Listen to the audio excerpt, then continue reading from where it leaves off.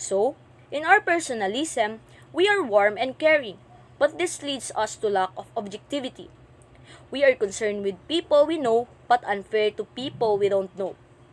As an individual, we are person-oriented and our relationship with others are very important part of our lives.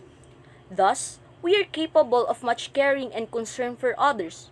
On the other hand, our person orientation leads us to lack of objectivity that disregards our universal rules and procedure so that everyone, regardless of our relationship with them, is treated equally.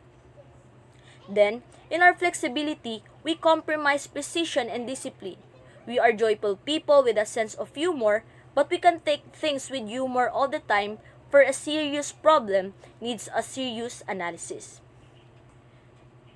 This means that our flexibility is our strength that allows us to adjust any set of circumstances and to make the things best in the situation. But this ability to play things by ear leads us to compromise on the precision and discipline that is very necessary to accomplish many work-oriented goals. Then, our sense of joy and humor serves us well in the difficult times. It makes our life more pleasant, but serious problems do need a serious analysis, and humor can be also destructive.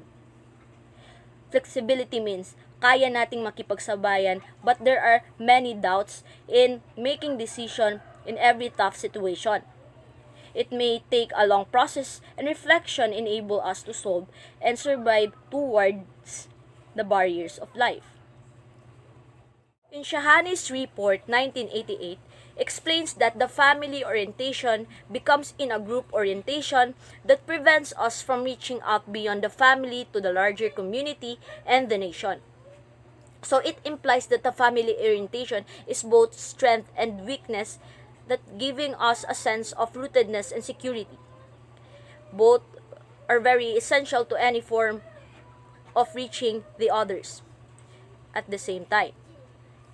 Next, the Department of Education has its vision to help develop Filipinos who passionately love their country and whose values and competencies enable them to realize their full potential and contribute meaningfully to building the nation.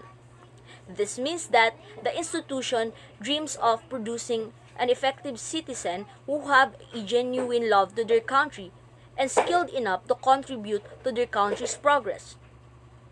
The core values makajos, makatao, makakalikasan at makabansa are what the Department of Education has provided to serve as moral and ethical guidelines to set a direction upon achieving equilibrium development of mind and body conjunction with a spirit that can strengthen human personality.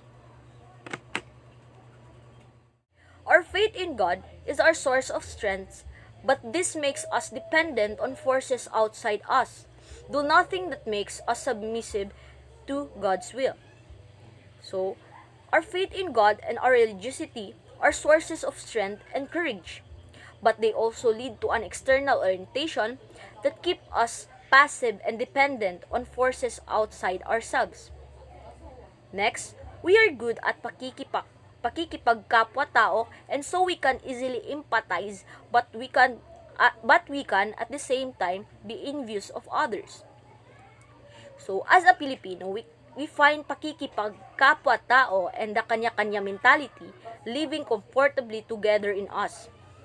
We are other-oriented and capable of great empathy, and yet we are self-serving, envious of others, and unconstructively critical of one another.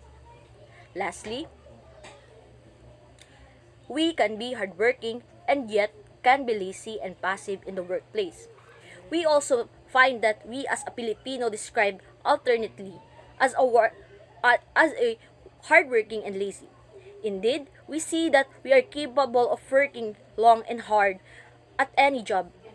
However, our casual work ethic as well as our basic passivity in a work setting also apparent as we wait for orders and instructions rather than taking the initiative. That's all.